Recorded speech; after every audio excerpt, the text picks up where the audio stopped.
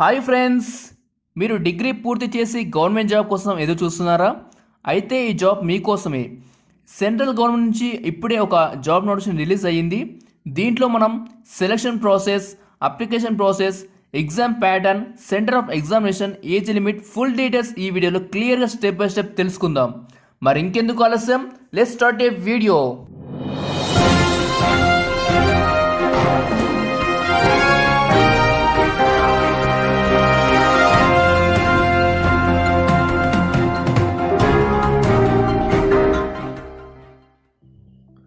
Hi friends, staff selection commission నుంచి మనకు ఒక అప్డేట్ అయితే రావడం జరిగింది. దీని గురించి మనం పూర్తి అయితే ఈ వీడియోలో క్లియర్గా తెలుసుకుందాం ఫ్రెండ్స్. ఎలాంటి జాబ్స్ అయితే రిలీజ్ చేశారు గవర్నమెంట్ అనేది పూర్తి డీటెయిల్స్ అయితే ఈ వీడియో తెలుసుకుందాం.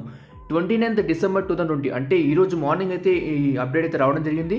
దీని గురించి పూర్తి వివరాలు ఈ వీడియో క్లియర్గా స్టెప్ బై స్టెప్ తెలుసుకుందాం ఫ్రెండ్స్. దీంట్లో ఆన్లైన్ అప్లికేషన్ డేట్స్ చూద్దాం ఒకసారి.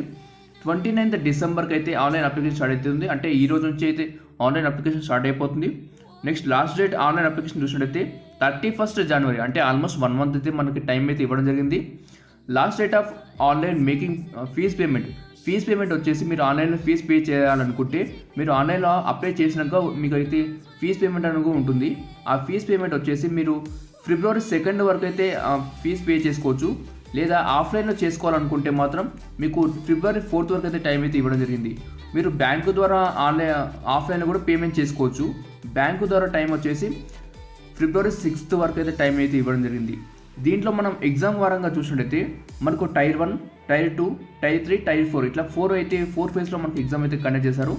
Tier 1 ఎగ్జామ్ అయితే డేట్స్ కూడా అయితే ఇవ్వడం జరిగింది. Tier 1 ఎగ్జామ్ చూసినట్టయితే ఇది మనకి పూర్తిగా computer based examination. 29th May 2021 అంటే మనకు May 29th అయితే ఎగ్జామ్ స్టార్ట్ అవుతుంది. June 7th వరకు అయితే ఎగ్జామ్స్ అయితే కండక్ట్ చేస్తారు. May 29th నుంచి June 7th వరకు అయితే ఎగ్జామ్ అయితే కండక్ట్ చేయడం జరుగుతుంది. నెక్స్ట్ Tier 2 చూసినట్టయితే డిస్క్రిప్టివ్ పేపర్. ఇది టు బి నోటిఫై లెటర్, అంటే వాళ్ళు త్వరలో చెప్తామని చెప్తున్నారు. ఒకవేళ వాళ్ళు ఇన్ఫర్మేషన్ ఇవ్వగానే మన ఛానల్లో అప్లోడ్ చేస్తాను. Staff selection commission will hold combined graduate level examination 2020 for filling of various group B and group C. మిమ్మల్ని group B and group C ద్వారా అయితే మిమ్మల్ని రిక్రూట్మెంట్ చేసుకోవడం జరుగుతుంది. For the post in different ministries or departments or organisations. మనకైతే departments ఉంటాయి కదా, organisations, దీంట్లో అయితే మీకు అయితే రిక్రూట్మెంట్ చేసుకుంటారని చెప్తున్నారు. ఈ డీటెయిల్స్ ఆఫ్ ది ఎగ్జామినేషన్స్ అనేది కింద ఏవైతే ఇవ్వడం జరిగిందంట. మనం పూర్తిగా అయితే స్టెప్ బై స్టెప్ తెలుసుకుందాం. డీటెయిల్స్ ఆఫ్ ది పోస్ట్ మనం క్లియర్గా చూద్దాం. పేమెంట్ లెవెల్ శాలరీ పరంగా చూడండి, 47,600 రూపీస్ నుంచి 1,51,100 రూపీస్ వరకు అయితే పర్ మంత్ శాలరీ అయితే ఇవ్వడం జరుగుతుంది. ఇక్కడ ఇచ్చిన 2 పోస్ట్కి గాను. ఆ పోస్ట్ వచ్చేసి assistant audit officer, next assistant account officer. ఈ 2 పోస్ట్ ఏవైతే ఉన్నాయో వీళ్ళైతే డిపార్ట్మెంట్ చూసినట్టయితే Indian audit and account department కింద అయితే వీళ్ళు రిక్రూట్మెంట్ చేసుకుంటారు. ఇది గ్రూప్ బి పోస్ట్ అనండి. నెక్స్ట్ మీరు ఏజ్ లిమిట్ చూసినట్టయితే నాట్ ఎక్సీడింగ్ 30 years, మీరు 30 ఏళ్ళు మించకూడదని చెప్తున్నారు. ఈ 2 పోస్ట్ ఏవైతే ఉన్నాయో వీటికి శాలరీ వచ్చేసి 47,600 రూపీస్ నుంచి 1,51,100 రూపీస్ పర్ మంత్ శాలరీ అయితే ఇస్తారు. దీంతోపాటు మీకు అలవెన్స్ కూడా ఉంటాయి. అది దాని గురించి మనం తర్వాత డిస్కస్ చేసుకుందాం. నెక్స్ట్ పోస్ట్ చూసినట్టయితే assistant section officer. Next assistant section officer వచ్చేసి next assistant income tax inspector, inspector central excise, inspector preventive officer, inspector examiner, assistant enforcement officer, sub inspector. ఈ పోస్ట్ ఏవైతే ఉన్నాయో దీంట్లో ఇక్కడ డిపార్ట్మెంట్స్ కూడా ఇవ్వడం జరిగింది. Central secretary service, intelligence bureau, ministry of railways, ministry of external affairs, other ministries, department organisations. దీంట్లో అయితే మీకు అయితే మేము రిక్రూట్మెంట్ చేసుకోవడం జరుగుతుంది ఈ డిపార్ట్మెంట్స్లో. దీంట్లో ఇది కూడా మనకి గ్రూప్ బి కింద అయితే రిక్రూట్మెంట్ చేసుకుంటారు ఈ పోస్ట్ని. కానీ ఇక్కడ లాస్ట్ చూడండి, ఇన్కమ్ ట్యాక్స్ ఇన్స్పెక్టర్ ఒక్కటే మాత్రం గ్రూప్ సి కింద అయితే మిమ్మల్ని తీసుకోవడం జరుగుతుంది. మిగతా అన్నీ అయితే గ్రూప్ బి కింద అయితే మిమ్మల్ని తీసుకోవడం జరుగుతుంది. మనం ఒక్కసారి దీంట్లో అసిస్టెంట్ సెక్షన్ ఆఫీసర్ కానీ ఏజ్ లిమిట్ చూసినట్టయితే 20 to 30 years అని అడగడం జరిగింది. అంటే ప్రతి దానికైతే 30 years అని అడుగుతున్నారు. నెక్స్ట్ ఇక్కడ assistant group B చూసండి 18 to 30 years అని ఇవ్వడం జరిగింది. రిమైనింగ్ మాత్రం 20 to 30 ఉండాలని చెప్తున్నారు. నెక్స్ట్ ఇక్కడ అన్నిటికీ నాట్ ఎక్సీడింగ్ 30 years, 30 సంవత్సరాలు మించకూడదని చెప్తున్నారు. నెక్స్ట్ మనం చూసినట్టయితే ఇన్స్పెక్టర్ పోస్ట్ ఇన్స్పెక్టర్, ఇది కూడా మనకి గ్రూప్ బి కింద రిక్రూట్మెంట్ చేసుకుంటారు. ఇది కూడా వచ్చేసి department of post central bureau of narcotics. మీకు ఒకవేళ నార్కోటిక్స్లో జాబ్ చేయాలని ఇంట్రెస్ట్ ఉంటే ఈ వాళ్ళ శాలరీ పరంగా చూడండి ఒకసారి. 44,900 రూపీస్ నుంచి 1,42,400 రూపీస్ అయితే పర్ మంత్ శాలరీ అయితే ఇవ్వడం జరుగుతుంది. ఇక్కడ చూడండి, name of the post assistant, assistant superintendent, divisional accountant, sub inspector, junior statistical officer. ఈ పోస్ట్ ఏవైతే ఉన్నాయో వీటికి శాలరీ వచ్చేసి లెవెల్ 6 కింద అయితే శాలరీ పేమెంట్ చేస్తారు. 35,400 రూపీస్ నుంచి 1,12,400 రూపీస్ పర్ మంత్ శాలరీ అయితే ఇవ్వడం జరుగుతుంది. ఇది కూడా ఒకసారి మినిస్ట్రీ చూసినట్టయితే ఇది మనకి గ్రూప్ బి కింద అయితే రిక్రూట్మెంట్ చేసుకోవడం జరుగుతుంది. ఇక్కడ మినిస్ట్రీస్ కానీ డిపార్ట్మెంట్స్ కానీ వేరియస్ అదర్ డిపార్ట్మెంట్స్ ఆర్గనైజేషన్స్ ఏవైతే ఉంటాయో అందులో అయితే మిమ్మల్ని తీసుకోవడం జరుగుతుంది. ఇక్కడ మీకు చూడండి, సబ్ ఇన్స్పెక్టర్ వచ్చేసి నేషనల్ ఇన్వెస్టిగేషన్ ఏజెన్సీ, దీంట్లో అయితే మీకు సబ్ ఇన్స్పెక్టర్ అయితే తీసుకోవడం జరుగుతుంది. మీకు ఏజ్ లిమిట్ చూసినట్టయితే నాట్ ఎగ్జిటింగ్ 30 years, అంటే మీరు 30 ఏళ్ళు మించకూడదని చెప్తున్నారు. నెక్స్ట్ మనం నెక్స్ట్ పోస్ట్ చూద్దాం ఒకసారి. ఇందులో నేమ్ ఆఫ్ ద పోస్ట్ చూసినట్టయితే ఆడిటర్. ఇవన్నీ ఆడిటర్, అకౌంటెంట్ గానైతే జూనియర్ అకౌంటెంట్ వాటికైతే పోస్ట్ రిలీజ్ చేశారు. ఇది వచ్చేసి మనం డిపార్ట్మెంట్ వైజ్గా చూసినట్టయితే offices under C&AG, other ministry departments, ఎక్కడైతే డిపార్ట్మెంట్లో అయితే రిక్రూట్మెంట్ అవసరం ఉంటుందో అక్కడ తీసుకోవడం జరుగుతుంది. ఈ పోస్ట్ వచ్చేసి గ్రూప్ సి కింద అయితే మిమ్మల్ని రిక్రూట్మెంట్ చేసుకుంటారు. ఏజ్ లిమిట్ చూడండి, 18 to 27 years ఉండాల్సి ఉంటుంది. 18 to 27 years ఉన్నటువంటి వాళ్ళు ఈ పోస్ట్కి ఎలిజిబుల్. శాలరీ పరంగా చూద్దాం ఒకసారి. పే లెవెల్ 5 కింద అయితే శాలరీ పేమెంట్ చేశారు. 29,200 రూపీస్ నుంచి 92,300 రూపీస్ పర్ మంత్ అయితే శాలరీ అయితే ఇవ్వడం జరుగుతుంది. దాంతోపాటు అలవెన్స్ కూడా ఇస్తారు.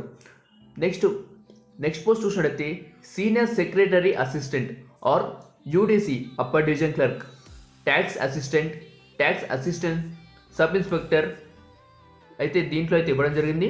దీంట్లో మనం డిపార్ట్మెంట్ వైజ్గా చూసినట్టయితే senior secretary assistant are UDC గాను డిపార్ట్మెంట్ వచ్చేసి సెంట్రల్ గవర్నమెంట్ ఆఫీసెస్లో ఆర్ మినిస్ట్రీస్ ఏవైతే ఉంటాయో క్యాటరీస్లో దాంట్లో అయితే మీకు అయితే రిక్రూట్మెంట్ చేసుకుంటారు.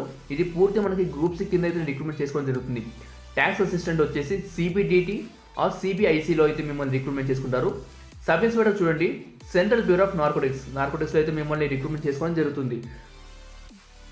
నెక్స్ట్ ఈ పోస్టులు అన్ని గ్రూప్ సి కింద అయితే మిమ్మల్ని రిక్రూట్మెంట్ చేసుకుంటారు.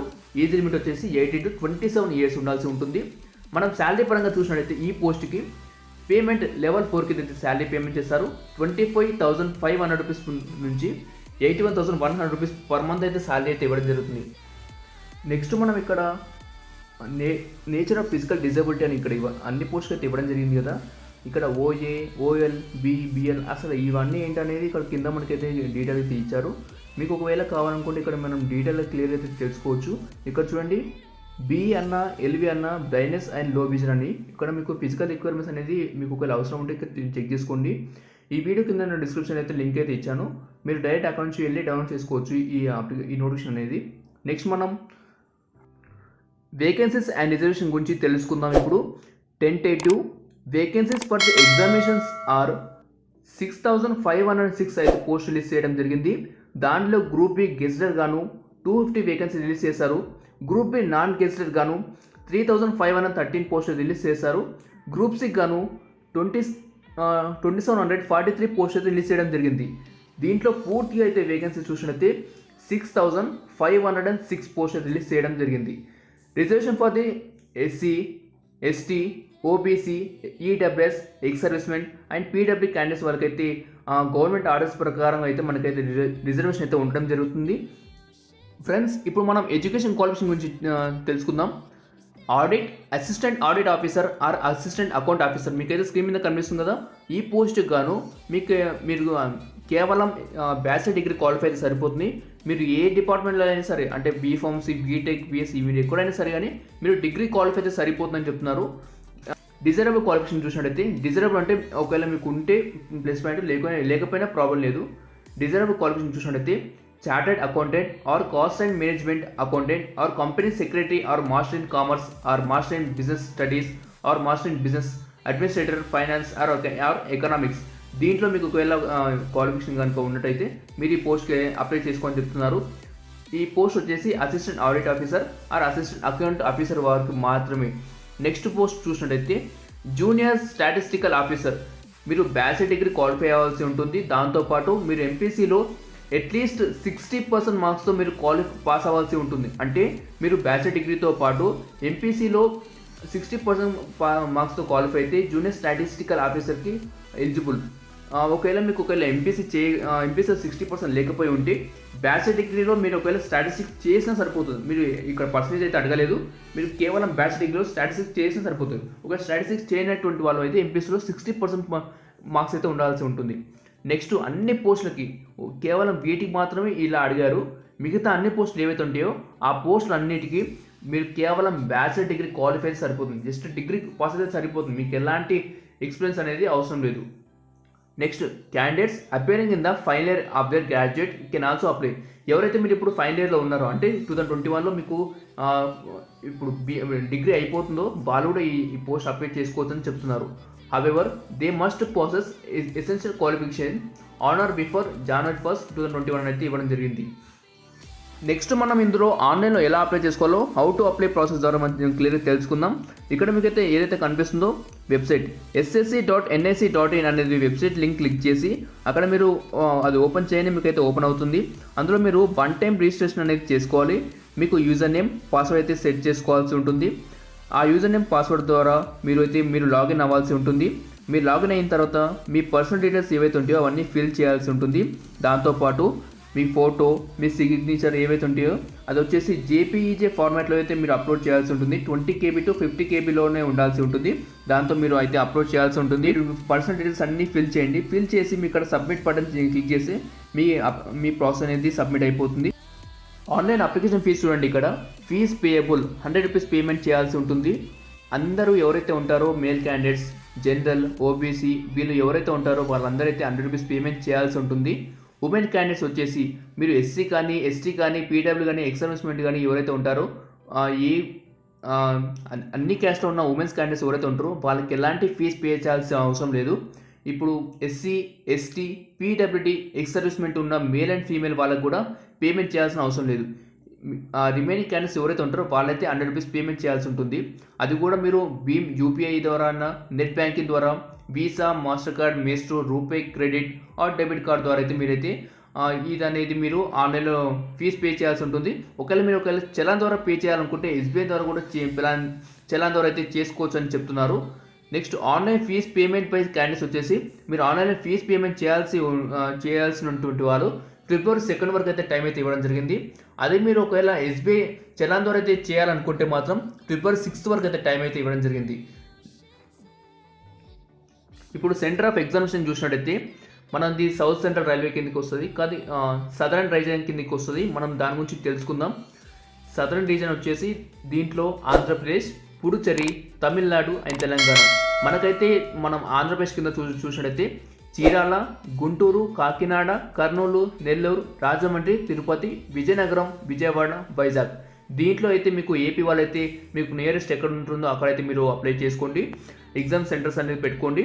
అదే తెలంగాణ వాళ్ళు అయితే హైదరాబాద్, కరీంనగర్, వరంగల్ ఇక్కడైతే మనకు ఎక్కడైతే నియరెస్ట్ ఉంటుందో అక్కడైతే మీరు ఎగ్జామినేషన్ సెంటర్స్ అయితే పెట్టుకోవాల్సి ఉంటుంది.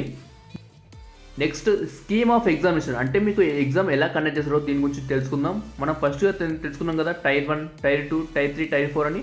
దాని గురించి మనం పూర్తిగా తెలుసుకుందాం డెప్త్గా. టైర్ 1 వచ్చేసి మీకు కంప్యూటర్ బేస్డ్ ఎగ్జామినేషన్, టైర్ 2 కూడా కంప్యూటర్ బేస్డ్ ఎగ్జామినేషన్, టైర్ 3 వచ్చేసి డిస్క్రిప్టివ్ పేపర్ అంటే మీకు రిటన్ టెస్ట్ అయితే కండక్ట్ చేస్తారు, పెన్ అండ్ పేపర్ మోడ్లో ఉంటుంది. నెక్స్ట్ టైర్ 4 వచ్చేసి computer proficiency test or data skill test. దీని ద్వారా అయితే మిమ్మల్ని అయితే రిక్రూట్మెంట్ చేసుకుంటారు. దీంట్లో మనం టైర్ 1లో చూసినట్టయితే ఒకసారి టైర్ 1లో ఎలా ఇచ్చారు చూద్దాం ప్యాటర్న్ ఒకసారి. స్కీమ్ ఆఫ్ టైర్ 1 చూసినట్టయితే సబ్జెక్ట్ వైజ్గా ఇచ్చారు. 4 సబ్జెక్ట్స్ అయితే ఇవ్వడం జరిగింది. General intelligence and reasoning, general awareness, quantitative aptitude, English comprehension. దీంట్లో ప్రతి సబ్జెక్ట్ కింద 25 క్వశ్చన్స్ ఇస్తారు, 50 మార్క్స్ ఉంటుంది. 100 క్వశ్చన్స్కి 200 మార్క్స్కి అయితే మీకు అయితే ఎగ్జామ్ అయితే కండక్ట్ చేస్తారు. ఇది మీకు 1 అవర్లో అయితే ఎగ్జామ్ అయితే కండక్ట్ చేయడం జరుగుతుంది. నెక్స్ట్ మనం టైర్ 2 చూసినట్టయితే పేపర్ 1, పేపర్ 2, పేపర్ 3, పేపర్ 4 ఇట్లా 4 టైప్స్ ఆఫ్ పేపర్స్ అయితే ఉంటాయి. పేపర్ 1 చూసినట్టయితే క్వాంటిటేటివ్ ఎబిలిటీస్. దీంట్లో మీకు 100 క్వశ్చన్స్ ఉంటాయి, 200 మార్క్స్. పేపర్ 2 వచ్చేసి ఇంగ్లీష్ లాంగ్వేజ్ అండ్ కాంప్రిహెన్షన్ ఉంటుంది, మీకు ఇంగ్లీష్లో ఉంటుంది, 200 క్వశ్చన్స్, 200 మార్క్స్. పేపర్ 3 వచ్చేసి స్టాటిస్టిక్స్, 100 క్వశ్చన్స్, 200 మార్క్స్. పేపర్ 4 వచ్చేసి జనరల్ స్టడీస్. దీంట్లో మీకు ఫైనాన్స్ అండ్ ఎకనామిక్స్ గురించి ఉంటుంది. ఇది మీకు 100 క్వశ్చన్స్కి 200 మార్క్స్ ఉంటుంది. ఇది మీరు అందరు రాయాల్సిన అవసరం లేదు. పేపర్ 1 పేపర్ 2 అయితే అందరు రాయాల్సి ఉంటుంది. పేపర్ 3 వచ్చేసి మీరు ఎవరైతే స్టాటిస్టిక్స్ అప్లై చేసుకుంటారో వాళ్ళు మాత్రమే పేపర్ 3 అండ్ పేపర్ రాయాల్సి ఉంటుంది. రిమైనింగ్ వాళ్ళైతే పేపర్ 1 పేపర్ 2 రాస్తే సరిపోతుంది. నెక్స్ట్ మనం దీంట్లో చూద్దాం ఒకసారి. స్కీమ్ ఆఫ్ టైప్ 3 ఎగ్జామినేషన్ చూసినట్టయితే ఇది మీకు రిటర్న్ టెస్ట్లో ఎగ్జామ్ అయితే కండక్ట్ చేస్తారు. అంటే మీరు పెన్ అండ్ పేపర్ మోడ్లో రాయాల్సి ఉంటుంది. డిస్క్రిప్టివ్ పేపర్ వచ్చేసి మీకు ఇంగ్లీష్ ఆర్ హిందీలో అయితే కండక్ట్ చేస్తారు ఈ ఎగ్జామ్ అనేది. ఇక్కడ మనం సబ్జెక్ట్ వైజ్గా చూసినట్టయితే మీకు కొన్ని ఎస్ఏ రైటింగ్స్ ఇస్తారు. అంటే ఎస్ఏ టాపిక్ ఇస్తారు, మీరు దాని మీద అయితే ఎస్ఏ రైటింగ్ రాయాల్సి ఉంటుంది. లేదా లెటర్ ఆర్ అప్లికేషన్ అయితే మీకు ఎవరైతే ఇవ్వడం జరుగుతుంది దాని వేళ మీరైతే రాయాల్సి ఉంటుంది. ఇది మీకు టోటల్గా 100 మార్క్స్ అయితే ఎగ్జామ్ అయితే కండక్ట్ చేస్తారు. 1 అవర్ టైంలో అయితే రాయాల్సి ఉంటుంది. ఇది మీకు చూడండి. నెక్స్ట్ టైర్ 4 చూద్దాం ఒకసారి. టైర్ 4 వచ్చేసి స్కిల్ టెస్ట్. ఇది పూర్తిగా మీకు కంప్యూటర్ ప్రొఫిషియన్సీ టెస్ట్ అనేది ఉంటుంది. ఒకవేళ ఎవరికైతే డేటా ఎంట్రీ ఆపరేటర్స్ ఉంటారో వాళ్ళకి మాత్రం డేటా ఎంట్రీ స్పీడ్ టెస్ట్ అయితే కండక్ట్ చేస్తారు. రిమైనింగ్ ఎవరైతే ఉంటారో అన్ని పోస్టులకి గాను కంప్యూటర్ ప్రొఫిషియన్సీ టెస్ట్ అనేది కండక్ట్ చేయడం జరుగుతుంది. ఇక్కడ చూడండి ఇండికేటివ్ సిలబస్. టైర్ 1 గన్ సిలబస్ వచ్చేసి ఇక్కడ అయితే ఇవ్వడం జరిగింది. General intelligence and reasoning. దీంట్లో మీకు పూర్తి అయితే డెప్త్ ఏవైతే ఉంటాయో అవన్నీ అయితే స్టెప్ బై స్టెప్ ఇవ్వడం జరిగింది. General awareness, quantitative aptitude, English combinations. ఈ టైర్ 2 సిలబస్ కూడా అయితే ఇవ్వడం జరిగింది. Paper 1 quantitative abilities, English language and comprehension, statistics. ఇంకా ఫైనల్గా వచ్చేసి మనకి ఏదైతే ఉందో అది అయితే general studies, finance and economics పూర్తి అయితే సిలబస్ అయితే ఇవ్వడం జరిగింది. ఈ వీడియో కింద డిస్క్రిప్షన్లో లింక్ అయితే ఇచ్చాను, మన వెబ్సైట్ లింక్. ఆ లింక్ క్లిక్ చేసి మీరు మన వెబ్సైట్కి వెళ్ళి అక్కడ నుంచి డౌన్లోడ్ చేసుకోండి. మీరు డైరెక్ట్ డౌన్లోడ్ చేసుకోవచ్చు. ఫ్రెండ్స్, మీరు ఆన్లైన్లో అప్లై చేసేటప్పుడు మీ email ID and mobile number అయితే కరెక్ట్గా ఇవ్వండి. ఎందుకంటే వాళ్ళు మీకు ఎప్పటికప్పుడు ఏదైనా ఇన్ఫర్మేషన్ ఉంటే మీకు ఎమ్మటే సెండ్ చేయడం జరుగుతుంది. అంటే మీకు అడ్మిట్ కార్డ్ రావడం కానీ రిజల్ట్ రావడం కానీ మీకు ఎప్పటికప్పుడు అయితే మీకు అయితే మీ మొబైల్ నెంబర్కి లేదా ఈమెయిల్ ఐడికి అయితే ఇన్ఫర్మేషన్ అయితే ఇవ్వడం జరుగుతుంది. ఇది ఫ్రెండ్స్ మనకి ఎస్ఎస్ నుంచి వచ్చిన పూర్తి అప్డేట్. ఈ వీడియో మీకు నచ్చినట్లయితే లైక్ చేయండి, మీ ఫ్రెండ్స్ అండ్ కొలీగ్స్కి షేర్ చేయండి. మరిన్ని అప్డేట్స్ కోసం మా ఛానల్ సబ్స్క్రైబ్ చేసుకోండి. Thank you friends, thanks for watching.